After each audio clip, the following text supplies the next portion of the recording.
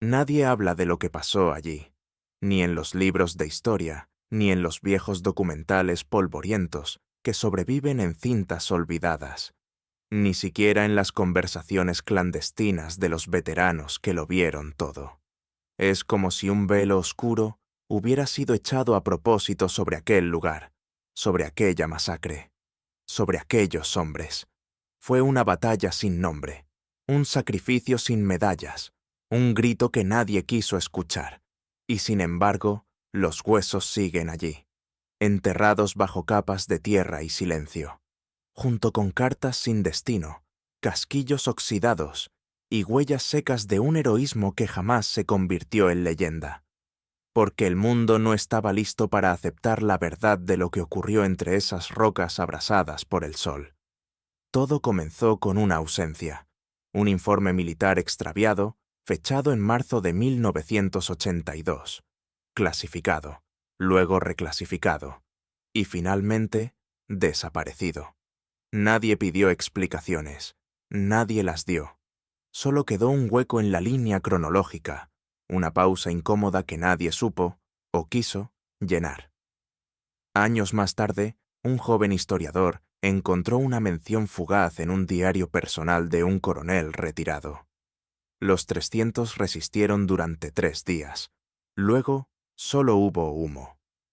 Nada más, ni nombres, ni coordenadas, solo una frase que ardía como una antorcha en mitad de un océano de oscuridad.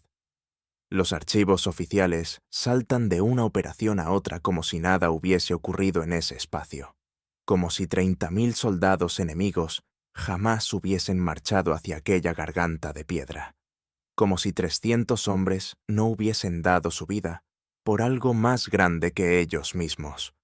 ¿Fue una misión encubierta? ¿Una operación condenada desde el principio? ¿O una muestra de valor tan incómoda que los altos mandos decidieron enterrarla bajo toneladas de burocracia y olvido? Las respuestas duermen bajo la arena, pero hay señales, pequeñas grietas en la fachada del silencio, fotografías aéreas con marcas inexplicables, testimonios de aldeanos que aún recuerdan los ecos de los disparos, informes médicos de soldados con heridas imposibles de explicar en las fechas registradas, y sobre todo, hay una verdad que persiste como una sombra. Algo ocurrió allí, algo monstruoso, algo glorioso, algo que desafía la lógica y el miedo. Por eso hoy abrimos este archivo invisible, no para glorificar la guerra, no para buscar venganza, sino para rescatar del olvido a aquellos que, sabiendo que la muerte era segura, eligieron quedarse. Esta es su historia. Y por fin será contada. El viento soplaba con una fuerza seca, cargada de arena y presagios. Las montañas distantes parecían encogerse ante el avance de aquella marea oscura. Desde la cima de la colina más alta no se veía el final. Era como si la tierra misma hubiese comenzado a moverse, como si la sangre del mundo se desplazara a través de miles de botas que aplastaban sin piedad el polvo del desierto. 30.000 hombres, 30.000 enemigos, 30.000 razones para temblar. Marchaban en formación cerrada, como una bestia de múltiples cabezas, tragándose los valles, ahogando el silencio con el retumbar de tambores de guerra y cánticos guturales. No había descanso en sus ojos, no había humanidad en sus pasos.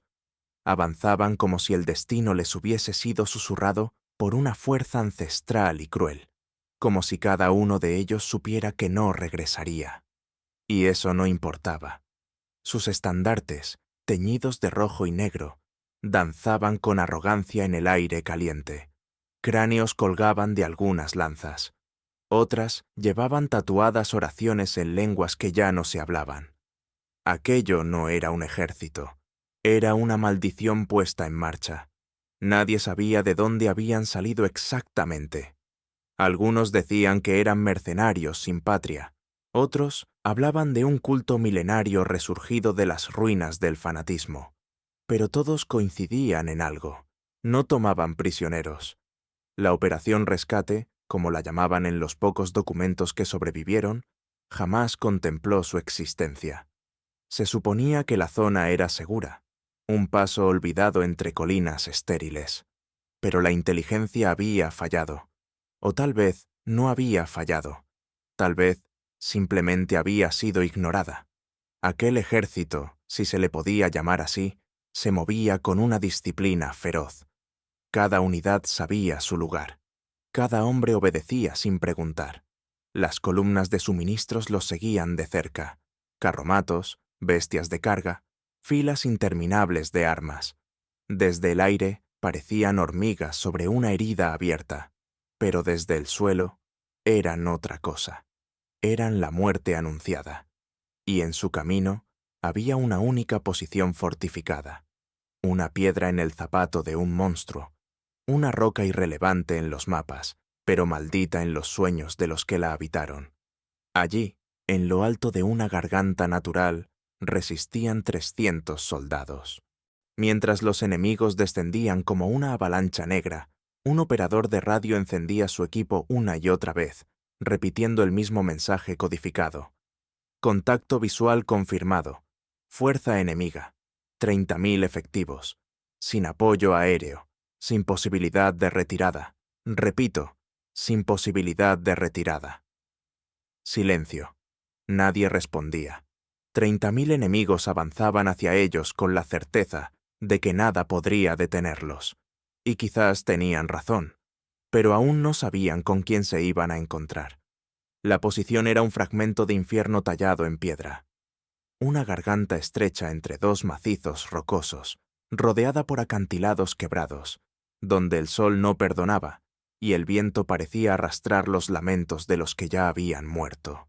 No era una base, no era un bastión, era una ruina convertida en refugio, una trinchera improvisada que apenas se mantenía en pie, custodiada por hombres que no deberían haber estado allí. 298 soldados, un médico, un operador de radio, 300 en total. No eran élite, no eran leyenda. Muchos ni siquiera habían terminado su entrenamiento de combate avanzado. Algunos venían de unidades disueltas, otros eran voluntarios desesperados por redimir errores pasados. Había quienes estaban allí por castigo, otros por orgullo, y algunos simplemente porque no tenían a dónde más ir. Pero compartían algo invisible, algo que no se enseña en academias. Compartían la certeza de que nadie vendría así a rescatarlos, y aún así, eligieron quedarse. La mayoría había llegado en helicópteros viejos, de noche, bajo el manto del sigilo. No hubo discursos, no hubo ceremonia, solo un comandante con voz de piedra que les dijo la verdad sin anestesia. Tenemos poco tiempo, nos superan en número 100-1. Nadie va a evacuar, nadie va a rendirse. Esta posición no se abandona, no mientras sigamos respirando. El eco de esas palabras quedó suspendido en el aire durante unos segundos. Luego, uno a uno, los soldados comenzaron a desempacar sus mochilas, revisar sus cargadores, reforzar los muros improvisados con sacos de tierra y escombros. Había miedo, sí, pero no pánico. Había silencio, sí, pero no resignación. Entre ellos había hombres muy jóvenes, con las manos temblorosas, con fotos familiares en los bolsillos, y también veteranos de miradas huecas, que ya habían visto morir a demasiados compañeros como para creer en la gloria. Había soldados con cicatrices frescas y otros con las cicatrices aún por abrir, pero todos, sin excepción, sabían que el tiempo se estaba acabando. Los víveres eran limitados, el agua aún más, las municiones contadas, y sin embargo, en medio de esa precariedad absoluta, comenzaron a preparar su defensa con una intensidad que rozaba lo obsesivo. Construyeron pasajes subterráneos con dinamita, improvisaron minas con fragmentos de metralla, colocaron señuelos de metal para confundir sensores térmicos. Cada rincón se convirtió en una trampa, cada metro cuadrado en un campo de batalla en potencia. No lo hacían por órdenes, lo hacían porque, en el fondo, sabían que morirían allí. Y si ese era su final, no lo entregarían fácil. Cada noche, uno de ellos, un cabo colombiano de voz rasposa y mirada ausente, escribía en su diario: «Nos llaman los invisibles, nos dejaron aquí como carne para los lobos, pero los lobos esta vez sangrarán». 30.000 enemigos venían hacia ellos, y ellos eran solo 300. Pero a veces los números no cuentan la historia completa. Él no hablaba mucho, no lo necesitaba. Bastaba su presencia para que el murmullo se extinguiera en seco, para que incluso los más indisciplinados bajaran la mirada y se cuadraran con un respeto nacido no del rango, sino del aura que lo envolvía. Tenía el porte de un hombre que ya había cruzado el umbral de la muerte y había regresado con algo roto por dentro. Se llamaba Darío Álvarez, capitán, comandante de la posición, hombre de acero. No tenía más de 40, pero sus ojos eran de alguien mucho más viejo. Casi nadie conocía su historia completa. Algunos decían que había liderado una operación de rescate en el norte, donde perdió a toda su unidad por una traición interna. Otros hablaban de un juicio militar del que salió absuelto pero manchado. Algunos incluso creían que había pedido voluntariamente ser destinado allí, a esa garganta maldita, como castigo o redención. Lo cierto es que Darío no era un hombre común. Su cuerpo hablaba de guerras pasadas, una cicatriz profunda en el cuello que bajaba hasta el omóplato, quemaduras antiguas en la mano derecha, una leve rigidez al caminar, como si una pierna se negara a olvidar.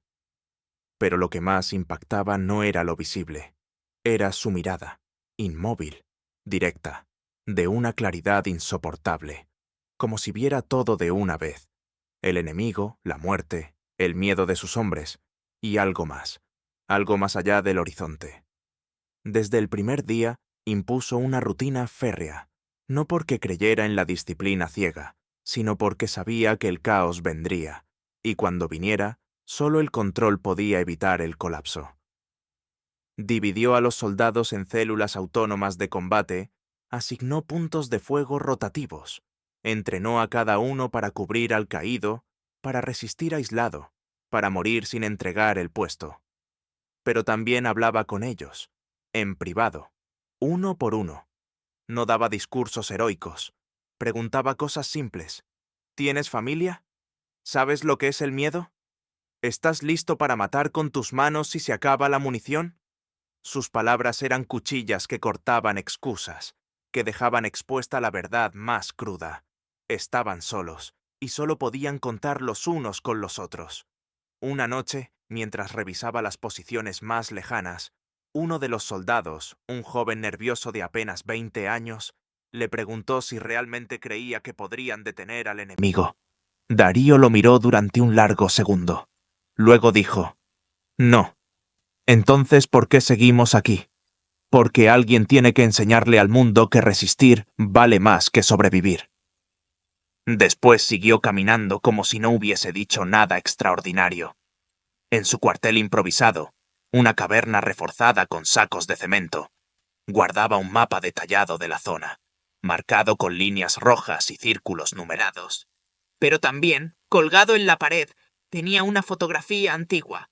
3 hombres de uniforme, riendo, con los brazos sobre los hombros del otro. Uno de ellos era Darío. Los otros 2, se sabía, habían muerto hacía años, en una emboscada. Nadie más preguntaba por eso. A Darío no le temblaban las manos al firmar órdenes, pero cada vez que leía un parte de bajas, se encerraba por unos minutos, y cuando salía, salía con más furia, más precisión, más determinación. No era un líder por elección, era un líder porque el infierno necesitaba a uno, y el infierno ya se acercaba. El sol comenzaba a descender, pero el calor no cedía. El aire estaba denso, casi sólido, cargado de ese tipo de electricidad que precede a las tormentas. Solo que esta tormenta no traería lluvia. Traería fuego, hierro y muerte. La colina entera parecía contener la respiración. A lo lejos, más allá del desfiladero, los primeros estandartes enemigos asomaban entre las dunas, como sombras reptantes. No avanzaban todavía, no del todo. Se detenían, observaban. como si jugaran con el tiempo, sabiendo que el miedo también mata. Los 300 sabían que era cuestión de horas. Entonces empezaron los preparativos finales. Ya no quedaba espacio para simulacros ni para esperanza. Solo acción. Solo despedidas silenciosas. Solo la meticulosa coreografía de quienes entienden que cada minuto cuenta. Los ingenieros improvisados reforzaron los accesos con bolsas de arena, alambre de púas y placas metálicas recuperadas de vehículos abandonados. Cavaron zanjas profundas frente a las posiciones clave, las llenaron con combustible y las conectaron a detonadores manuales. Armaban trampas explosivas con restos de granadas defectuosas y municiones viejas. Cualquier objeto podía convertirse en un arma. Cada esquina en un matadero. En uno de los túneles subterráneos, 2 soldados colocaban explosivos caseros mientras murmuraban oraciones en voz baja. No eran religiosos, pero en momentos así, hasta el silencio rezaba. El operador de radio, un sargento de rostro huesudo llamado Echeverría, no dejaba de intentar establecer contacto con el exterior. En sus ojos comenzaba a instalarse esa mezcla de furia e impotencia que solo aparece cuando uno comprende que ya ha sido abandonado. Afuera, algunos soldados escribían, en hojas sueltas, en la parte de atrás de sus identificaciones, en trozos de tela. No cartas largas. No había tiempo ni ilusiones para eso. Eran frases cortas, nombres, últimas palabras. Uno escribió, perdón por no volver. Otro, sí, me quedé, porque no podía correr. El comandante Darío pasaba de puesto en puesto, sin mostrar ni un ápice de debilidad. Su sola presencia mantenía la estructura unida. En uno de los refugios encontró a un joven llorando. No lo reprendió. Se sentó a su lado y le dijo con calma, llora ahora, te lo permito, pero cuando empiece, no pares hasta que estés muerto. ¿Entendido? El joven asintió, tragando el miedo con fuerza. En un rincón oscuro, un grupo de 5 soldados compartía un cigarrillo. No hablaban. Se pasaban el humo como si fuera una forma de recordar que aún estaban vivos. Uno de ellos, un francotirador silencioso, apodado El Gato, limpiaba su rifle con una devoción que rozaba lo religioso. Dijo una sola frase. Voy a llevarme a 100 conmigo. Mínimo. Y nadie se rió, porque nadie dudaba que podía hacerlo. Cuando cayó la noche, la posición brillaba con una luz extraña. No era fuego, era decisión. Era resignación sagrada. Era una calma tan tensa que parecía gritar. Desde las alturas, el desfiladero parecía un templo sagrado antes del sacrificio, una boca abierta esperando su última palabra.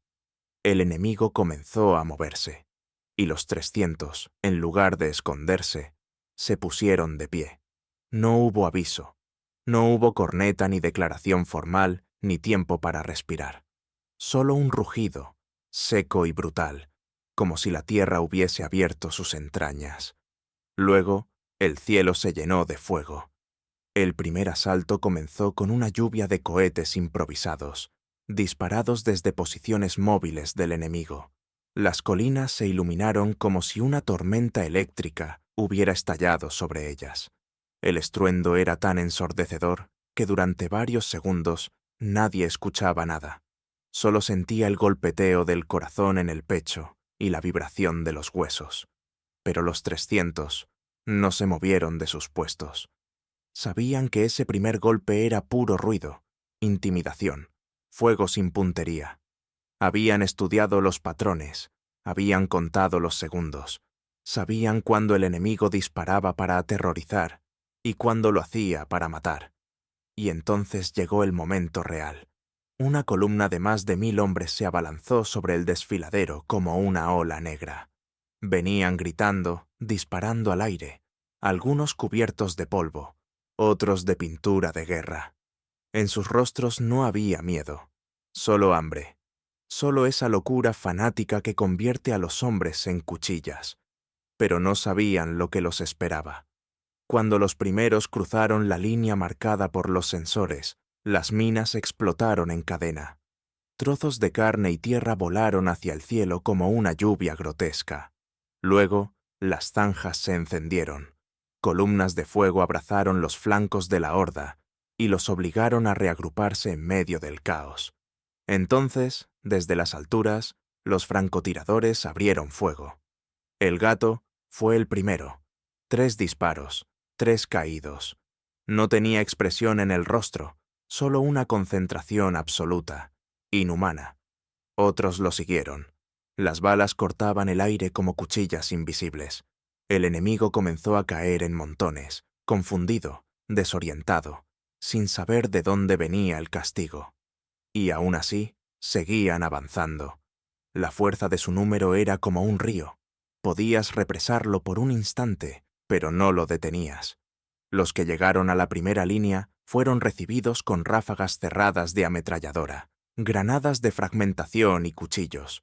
Los 300 peleaban con todo lo que tenían, desde las trincheras, desde las torres improvisadas, desde los túneles. Cada rincón era una trampa mortal. Un soldado fue alcanzado por metralla en el pecho. Cayó de rodillas, escupiendo sangre, pero antes de morir, activó el detonador que hizo volar el paso lateral por donde los enemigos intentaban flanquear. Su cuerpo fue encontrado días después, aún con el dedo aferrado al botón. En medio de la masacre, el comandante Darío se movía como un espectro. Aparecía en los puntos más vulnerables, reorganizaba posiciones, disparaba con una calma escalofriante. Gritaba órdenes precisas, cortas. Cada palabra suya era una cuerda que sostenía la estructura. Durante 5 horas, la posición resistió lo imposible. Y cuando el enemigo se replegó por fin, dejando atrás cientos de cuerpos mutilados, los 300 no celebraron. Solo se miraron entre sí. Habían ganado el primer asalto, pero sabían que aquello apenas comenzaba. El barro estaba rojo, el aire olía a carne quemada y pólvora. Algunos vomitaban en silencio. Otros escribían con sangre los nombres de sus compañeros caídos en las paredes de piedra. Esa noche nadie durmió, porque sabían que el segundo asalto sería aún peor. La noche cayó como un sudario espeso, sin luna, sin estrellas, sin consuelo. Allí, en lo alto de la garganta, no existía ya la noción de tiempo. Solo quedaba la espera, suspendida entre latidos irregulares, respiraciones contenidas y el eco distante de los lamentos que el viento traía desde abajo. Los cadáveres aún ardían.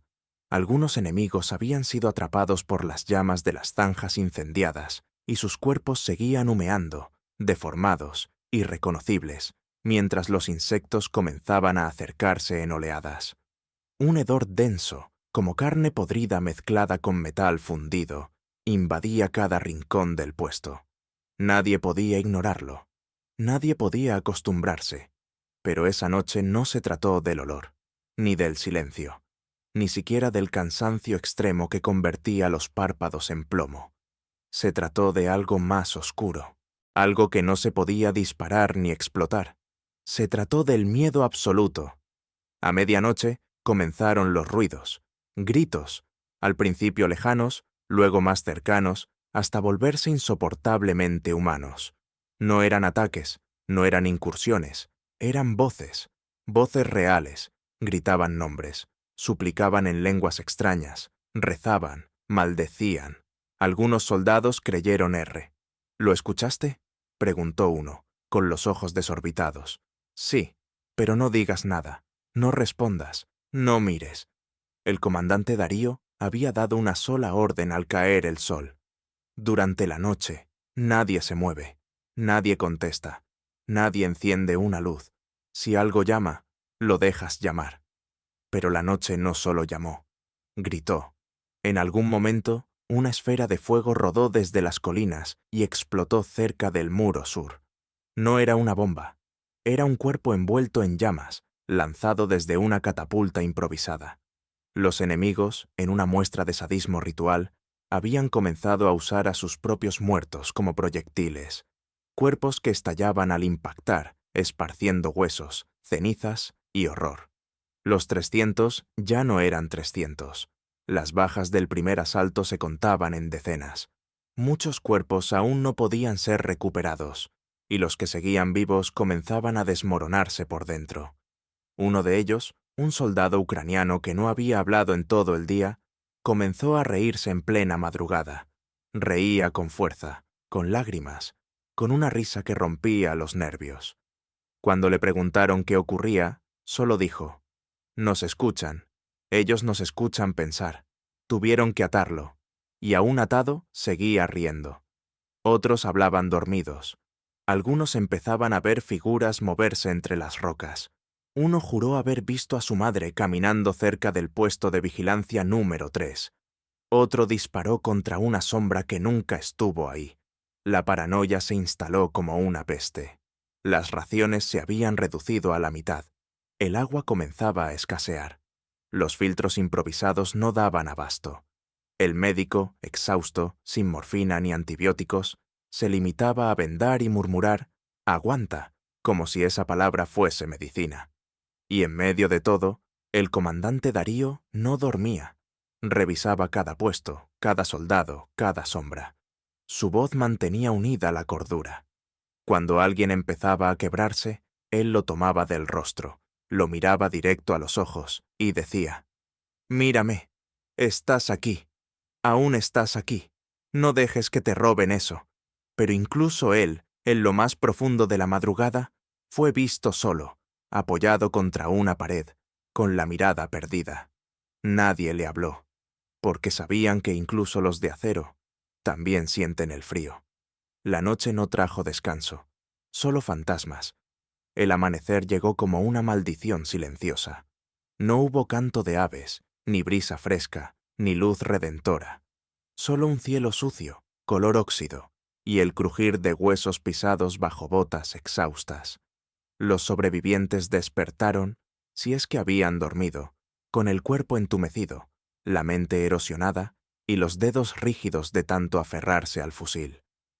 Nadie habló del infierno de la noche anterior, pero todos lo llevaban escrito en el rostro: ojeras profundas, mandíbulas apretadas, pupilas dilatadas.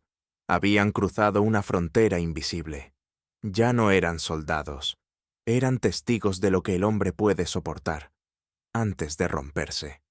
Y entonces, justo cuando la moral estaba en su punto más frágil, apareció el enemigo más peligroso de todos, el que viene desde dentro. Todo comenzó con el agua. Uno de los contenedores principales amaneció contaminado. El sabor era extraño, metálico, y varios soldados comenzaron a vomitar poco después de beber. Al principio se pensó en hongos, en filtraciones, en culpa compartida. Pero cuando el médico abrió uno de los filtros, encontró restos de pólvora. No era un accidente. Alguien lo había hecho a propósito. El comandante Darío reunió a los líderes de escuadra. Nadie sabía nada. Nadie había visto nada. Pero el daño ya estaba hecho. Media docena de hombres con intoxicación severa, la mayoría de ellos artilleros. Luego desapareció una caja de municiones. Era una caja pequeña, pero crucial. Contenía las últimas balas perforantes que les quedaban. Se buscaron por todo el puesto, pero no estaban. Como si se hubieran desvanecido. Como si alguien las hubiese tomado y escondido. El ambiente se volvió denso. Las miradas, antes fraternas, comenzaron a volverse fugaces, evasivas, desconfiadas. Las palabras se hicieron más duras, los pasos más cuidadosos. Se escuchaban cuchicheos a toda hora, pequeñas conspiraciones susurradas entre dientes. La paranoia, que hasta entonces había sido fruto del miedo exterior, ahora tenía nombres, rostros, sospechas. Y entonces ocurrió lo impensable. Uno de los puestos de observación, el punto Delta 4, apareció vacío al amanecer. Era una posición vital, ubicada en lo alto de un risco, desde donde se controlaba toda la entrada norte del paso. Siempre había al menos 2 hombres allí, pero esa mañana no había nadie. Y lo que encontraron fue aún peor. Las sogas de seguridad estaban cortadas. El equipo de visión nocturna había desaparecido. Y en una roca cercana, pintada con sangre, una palabra escrita a mano temblorosa. Perdón. No hubo cuerpo. No hubo explicación. Solo ausencia. Y esa palabra maldita que dejó un eco sordo en el corazón de todos. El comandante Darío ordenó un cierre total del perímetro. Nadie entraba ni salía sin supervisión directa. Cada soldado fue interrogado. Cada mochila revisada. Y entonces, en el fondo de una caja de suministros vacía, envuelta en una manta térmica, apareció una radio secundaria. No pertenecía al inventario oficial. Estaba encendida, en silencio, sintonizada en una frecuencia enemiga. El traidor estaba entre ellos, pero no sabían quién. El infierno exterior se había colado en sus filas, disfrazado de hermano, de camarada. Y eso, para hombres que habían soportado la locura, era demasiado. Uno de los soldados, un sargento corpulento, apodado Tanque, quiso organizar una purga. Pedía que cada uno confesara, que se usara tortura si era necesario. Otro, más joven, proponía dejar todo en manos del azar. Si no sabemos quién es, lo matamos a todos los que tengan dudas encima. Pero Darío los detuvo. Su voz, firme como nunca, cortó la tensión con una sola frase. El miedo quiere dividirnos. No le daremos ese gusto. Y sin embargo, incluso él sabía lo que vendría después. Esa misma noche, convocó a los oficiales más cercanos. No dijo nombres, solo dejó una pistola sobre la mesa. Si descubro quién fue, no habrá juicio, no habrá ceremonia. Solo esto. Nadie tocó el arma, pero tampoco nadie la quitó de allí. Había empezado una nueva batalla, una más silenciosa, una más sucia, una que no se ganaba con balas.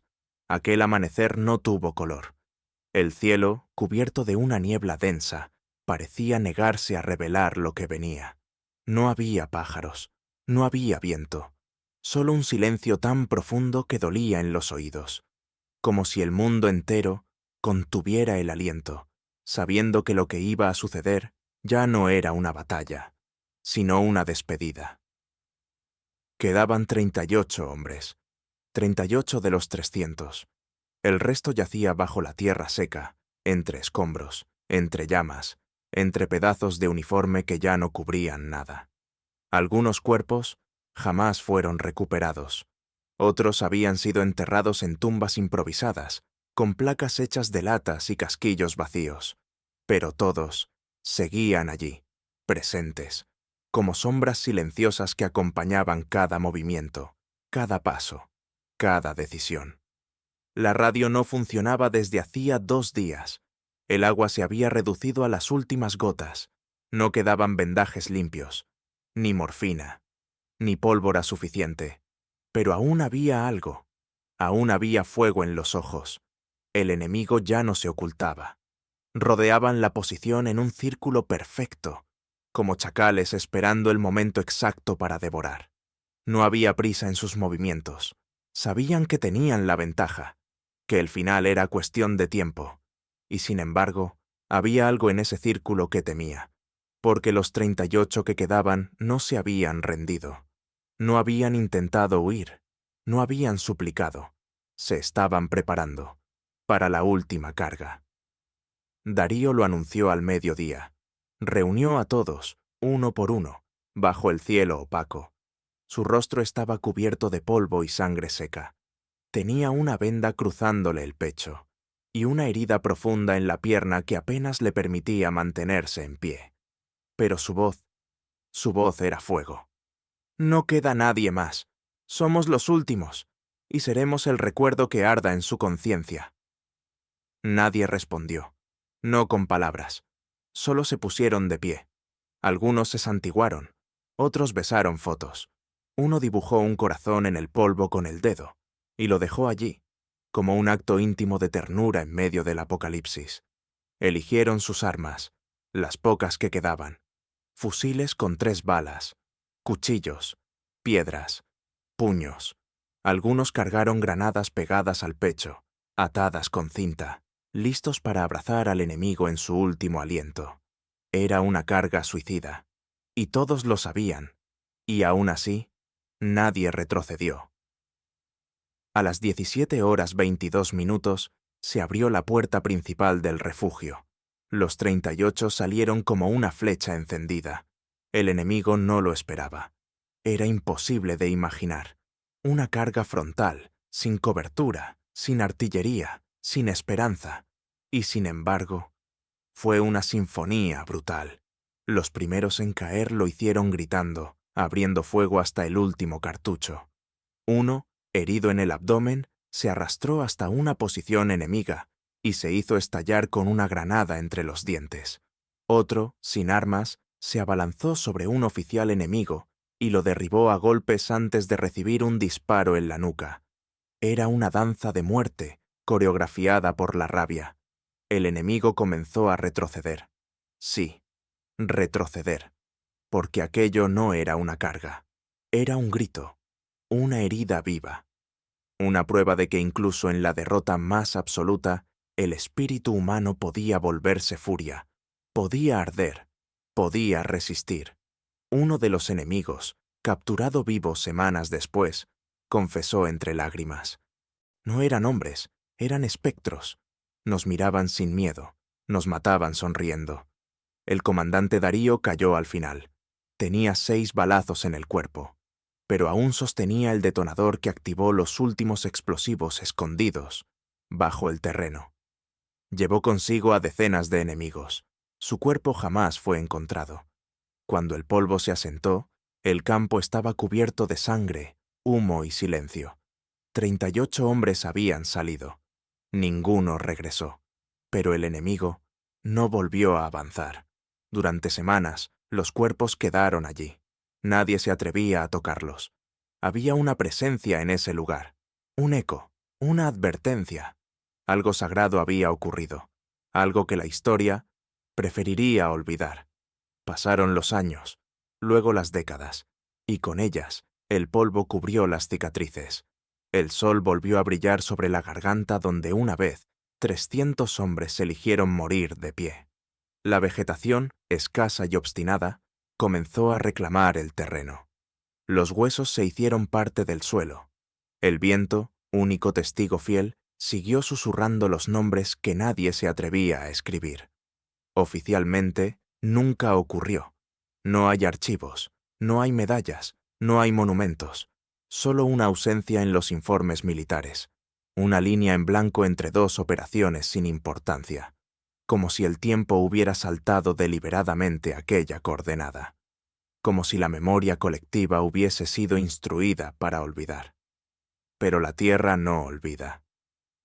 Muchos años después, un arqueólogo civil, enviado para una simple prospección geológica, encontró algo que cambió todo.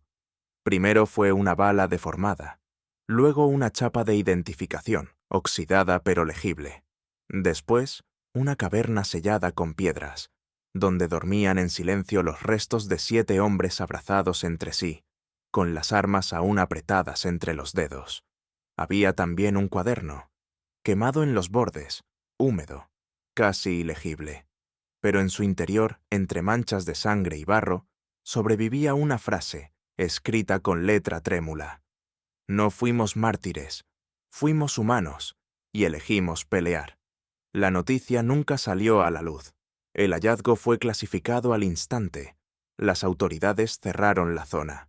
El arqueólogo fue trasladado, silenciado con un contrato de confidencialidad y una promesa. Esto no conviene que se sepa. ¿Por qué? Porque lo que ocurrió allí no encajaba en los discursos oficiales. No servía para la propaganda. No podía explicarse con estrategias ni con estadísticas. Era un acto de resistencia pura, desobediente, incómodo. Un ejemplo demasiado poderoso y demasiado peligroso. Porque si el mundo supiera que 300 hombres, abandonados, rodeados, traicionados, decidieron resistir hasta el último aliento, ¿cuántos otros harían lo mismo? Las guerras necesitan héroes obedientes, no fantasmas que cuestionen la lógica de lo establecido. Así que la historia cerró los ojos. Pero tú, que escuchas esto, ahora sabes. Ahora formas parte de ese hilo invisible que conecta la verdad con la memoria. Y puedes decidir. Puedes repetir lo que te dijeron, o puedes contar lo que callaron. Porque entre los cuerpos carbonizados, entre las trincheras colapsadas, entre los ecos de gritos y disparos que aún resuenan en la piedra, no hay gloria. Hay humanidad. Hay fuego. Hay una advertencia y una promesa. Nunca fueron solo 300. Fueron todos los que, alguna vez, eligieron no rendirse. Pasaron los años, luego las décadas, y con ellas, el polvo cubrió las cicatrices. El sol volvió a brillar sobre la garganta, donde una vez 300 hombres eligieron morir de pie. La vegetación, escasa y obstinada, comenzó a reclamar el terreno. Los huesos se hicieron parte del suelo. El viento, único testigo fiel, siguió susurrando los nombres que nadie se atrevía a escribir. Oficialmente, nunca ocurrió. No hay archivos, no hay medallas, no hay monumentos, solo una ausencia en los informes militares, una línea en blanco entre dos operaciones sin importancia, como si el tiempo hubiera saltado deliberadamente aquella coordenada, como si la memoria colectiva hubiese sido instruida para olvidar. Pero la Tierra no olvida. Muchos años después, un arqueólogo civil, enviado para una simple prospección geológica, encontró algo que cambió todo. Primero fue una bala deformada, luego una chapa de identificación, oxidada pero legible. Después, una caverna sellada con piedras, donde dormían en silencio los restos de 7 hombres abrazados entre sí, con las armas aún apretadas entre los dedos. Había también un cuaderno, quemado en los bordes, húmedo, casi ilegible. Pero en su interior, entre manchas de sangre y barro, sobrevivía una frase, escrita con letra trémula. No fuimos mártires, fuimos humanos, y elegimos pelear. La noticia nunca salió a la luz. El hallazgo fue clasificado al instante. Las autoridades cerraron la zona. El arqueólogo fue trasladado, silenciado con un contrato de confidencialidad y una promesa. Esto no conviene que se sepa. ¿Por qué? Porque lo que ocurrió allí no encajaba en los discursos oficiales, no servía para la propaganda, no podía explicarse con estrategias ni con estadísticas. Era un acto de resistencia pura, desobediente, incómodo. Un ejemplo demasiado poderoso y demasiado peligroso. Porque si el mundo supiera que 300 hombres, abandonados, rodeados, traicionados, decidieron resistir hasta el último aliento, ¿cuántos otros harían lo mismo? Las guerras necesitan héroes obedientes, no fantasmas que cuestionen la lógica de lo establecido. Así que la historia cerró los ojos. Pero tú, que escuchas esto, ahora sabes. Ahora formas parte de ese hilo invisible que conecta la verdad con la memoria. Y puedes decidir. Puedes repetir lo que te dijeron, o puedes contar lo que callaron, porque entre los cuerpos carbonizados, entre las trincheras colapsadas, entre los ecos de gritos y disparos que aún resuenan en la piedra, no hay gloria, hay humanidad, hay fuego, hay una advertencia y una promesa. Nunca fueron solo 300, fueron todos los que, alguna vez, eligieron no rendirse.